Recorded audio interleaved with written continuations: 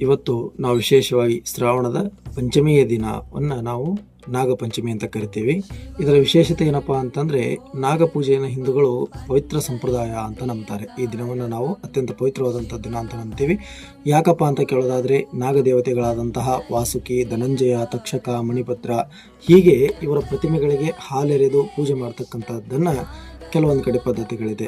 ಅದೇ ರೀತಿ ಇತರೆ ಆ ಒಂದು ನಾಗ ಪ್ರತಿಮೆಗಳಿಗೆ ಹಾಲೆರೆದು ಕ್ಷೀರಾಭಿಷೇಕವನ್ನು ಮಾಡಿ ಇಷ್ಟಾರ್ಥಗಳನ್ನು ಬೇಡ್ತಕ್ಕಂಥದ್ದು ಈ ಒಂದು ದಿನದಲ್ಲಿ ನಡೀತಾ ಬಂದಿದೆ. ಹೀಗೆ ನಾಗನ ವಿಶೇಷತೆ ಏನಪ್ಪ ಅಂತ ಕೇಳೋದಾದರೆ, ಶಿವನಿಗೆ ಕೊರಳಲ್ಲಿ ಆಭರಣವಾಗಿ, ವಿಷ್ಣುವಿಗೆ ಹಾಸಿಗೆಯಾಗಿ, ತದನಂತರ ಸಮುದ್ರ ಮಂಥನದ ಒಂದು ಕಾಲದಲ್ಲಿ ಮಂದರ ಪರ್ವತ ಎಂಬಂತಹ ಕಡಗೋಲಿಗೆ ಹಗ್ಗವಾಗಿ ಈ ಒಂದು ನಾಗ ಇರ್ತಾನೆ. ತದನಂತರ ಭೂಮಿಯನ್ನು ಹೊತ್ತು ಆಳ್ತಕ್ಕಂಥವನು ಈ ನಾಗ ಅಂತ ಕರೀತಾರೆ, ಆದಿಶೇಷ ಅಂತ ಕರೀತಾರೆ. ಹೀಗೆ ಸುಬ್ರಹ್ಮಣ್ಯ ಸ್ವಾಮಿಯ ಮತ್ತೊಂದು ಸ್ವರೂಪನಾದಂಥವನು ಹೀಗೆ ಭೂಲೋಕದಲ್ಲಿ ಪೂಜೆಗೊಳ್ತಿರ್ತಕ್ಕಂಥವನು ಯಾರಪ್ಪ ಅಂತಂದರೆ ಈ ಒಂದು ನಾಗ ಅಂತ ಕರಿತೀವಿ.